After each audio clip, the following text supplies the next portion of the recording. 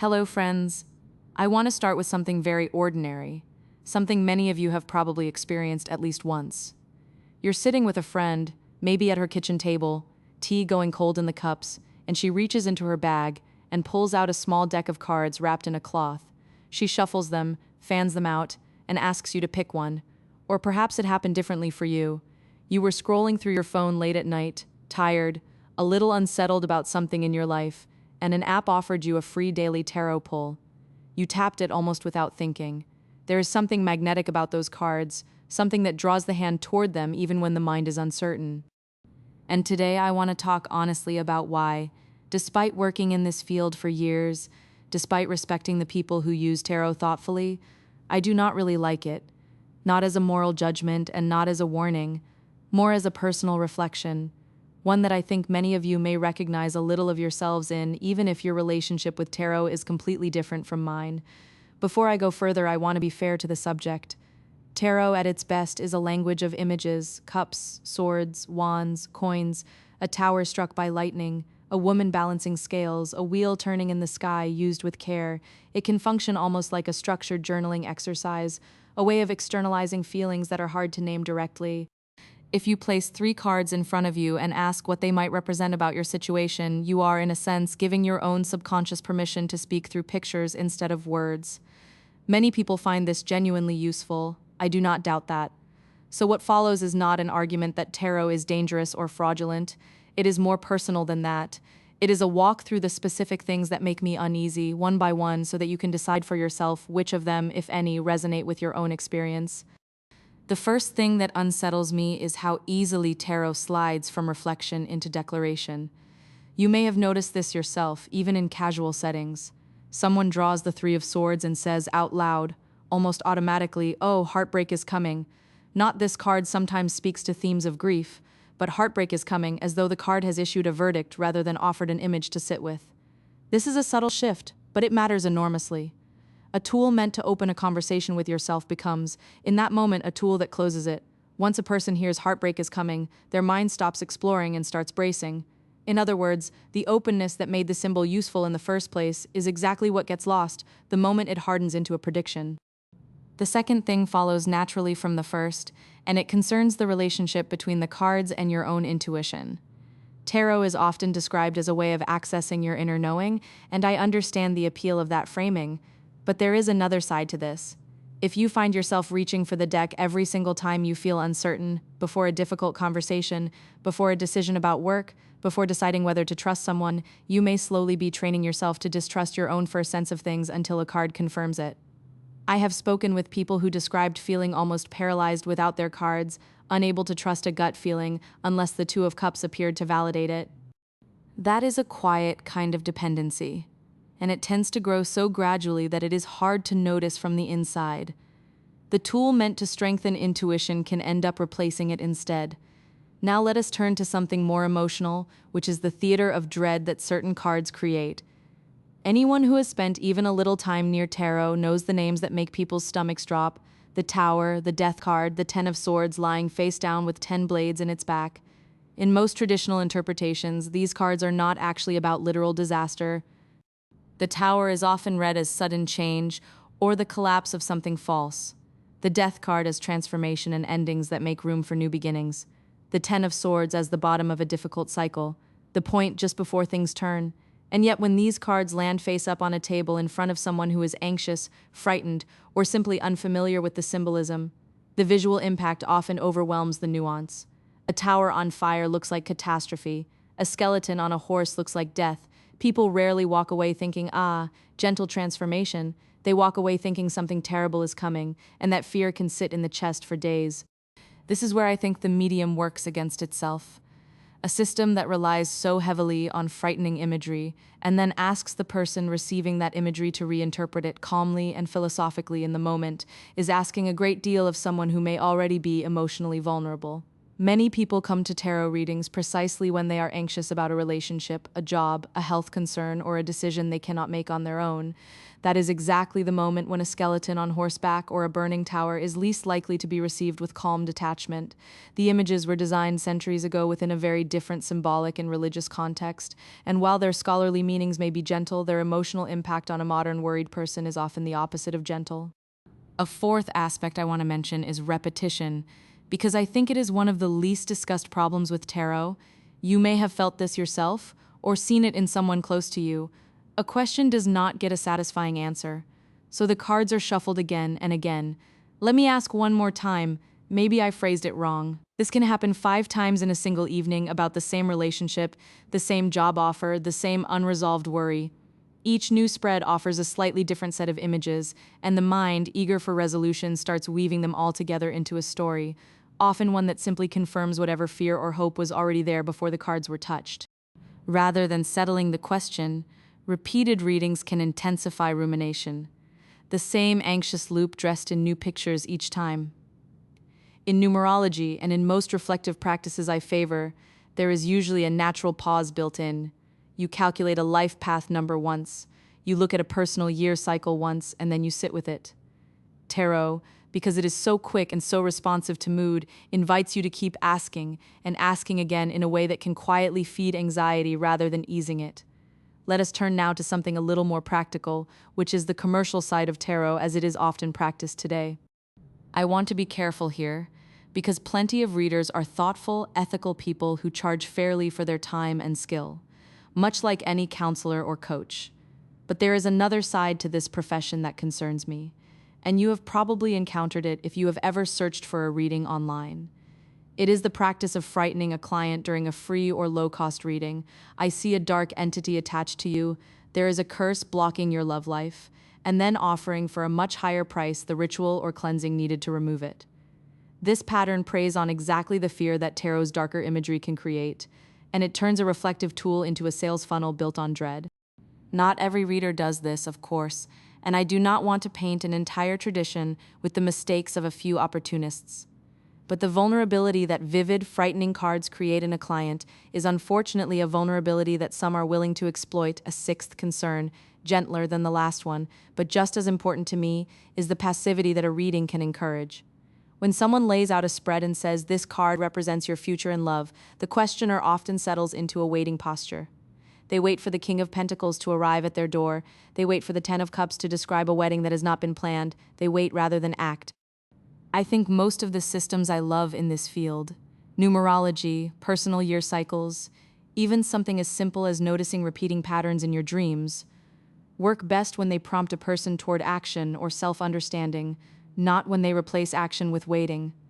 A personal year number might tell you that this is a season suited for new beginnings, and the natural response is to go make one. A tarot card that says new beginnings are coming can just as easily be received as permission to sit back and let life deliver something rather than a nudge to go create it yourself. There's also, and this is the 7th point I want to raise, the matter of how personal a reading can become in the hands of someone else. When you consult a numerology chart or reflect on your own birth date, you are working with your own information, decoded largely by you, at your own pace, in your own home.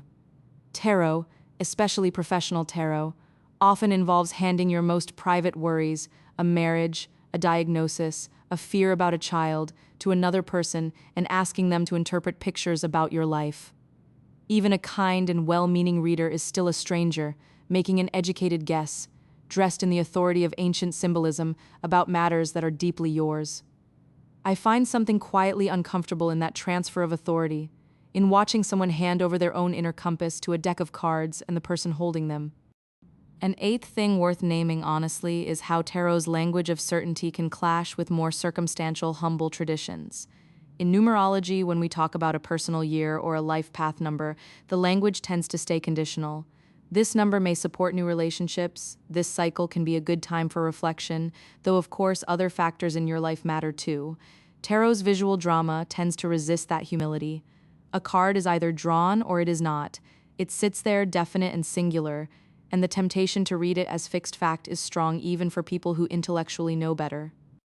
I think this is partly why I have always felt more at home with subtler systems. A birth date, a repeating number you keep noticing on license plates and clocks, the mood of a room, the timing of a dream, because they rarely arrive with such theatrical finality. They ask you to notice a pattern over time rather than accept a single dramatic image as the last word. Now, I do want to pause here and be fair because I promised at the beginning that this would not be a simple condemnation. There is another side to all of this, and it deserves real space. For some people, tarot functions beautifully as a creative and reflective practice, almost like drawing a picture from a box of prompts. A writer might use tarot cards the way they use a random word generator to break through a block and imagine a character's motivations from a fresh angle.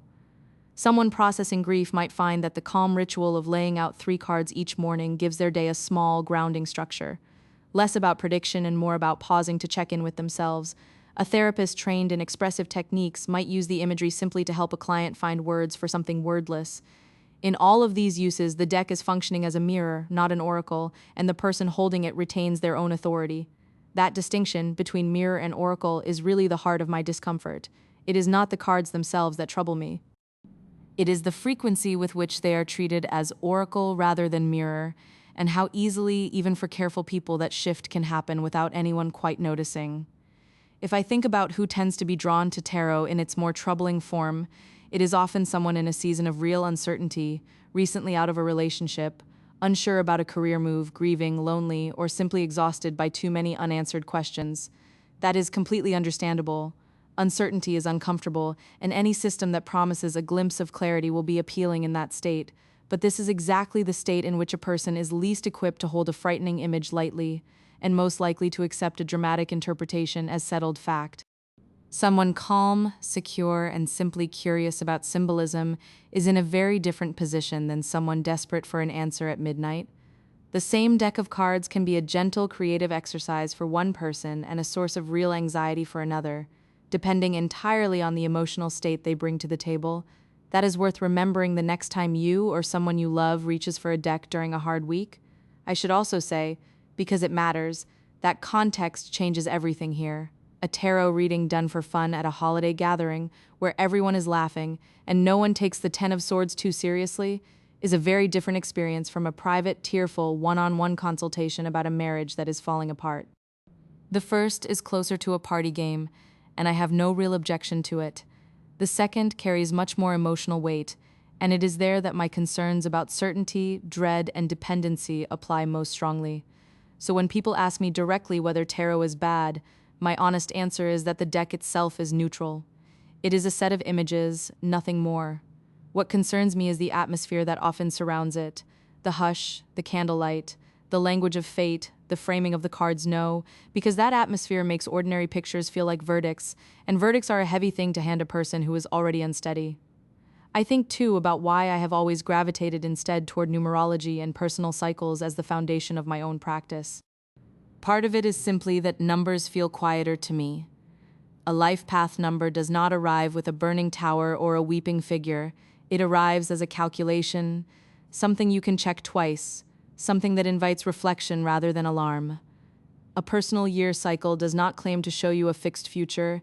It describes a season, a general climate, much the way knowing it is autumn tells you to expect cooler days without telling you exactly what will happen on any single Tuesday. I find that kind of humility easier to live with, and easier to teach responsibly, because it leaves more room for your own choices inside the pattern, rather than asking you to accept the pattern as destiny. None of this means numerology or astrology or dream reflection are somehow superior systems that solve every problem tarot creates. Every symbolic language carries its own risk of being taken too literally, its own capacity to feed anxiety if it is used carelessly. Someone can absolutely become just as dependent on checking their horoscope every morning as another person becomes dependent on a daily tarot pull. The deeper issue is not really which system you choose, it is how much authority you hand over to any external tool and how much you keep for yourself. Tarot simply happens to be, in my experience, unusually good at inviting that transfer of authority, because its imagery is so vivid, so immediate, and so easy to mistake for a message from somewhere beyond you rather than a mirror reflecting what is already inside you. So where does that leave someone who already owns a deck or who genuinely enjoys pulling a card each morning as part of a quiet ritual? I do not think the answer is to feel guilty or to throw the cards away. I think the more useful question is simply to notice your own relationship with them, honestly, the way you might notice your relationship with anything that has a strong pull on your attention. Do you feel calmer after a reading or more anxious? Do you find yourself making decisions because of a card or simply feeling gently accompanied while you make a decision you were already leaning toward? Do you ask once and let the answer settle? Or do you shuffle again and again, chasing a different picture each time? These questions asked honestly will tell you far more about whether tarot is serving you than any article, including this one, ever could.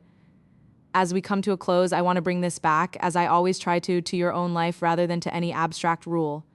If you have used tarot before, think back to how you felt in the hour after a reading, settled or unsettled. If you have never touched a deck, notice what drew your curiosity to this video in the first place. Sometimes the topics that make us slightly defensive are the ones worth sitting with a little longer.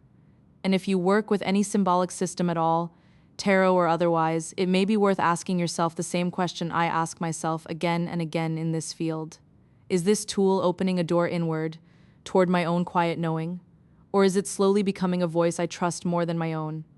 There is no single correct answer, and I would never claim that my discomfort with tarot should become your discomfort too.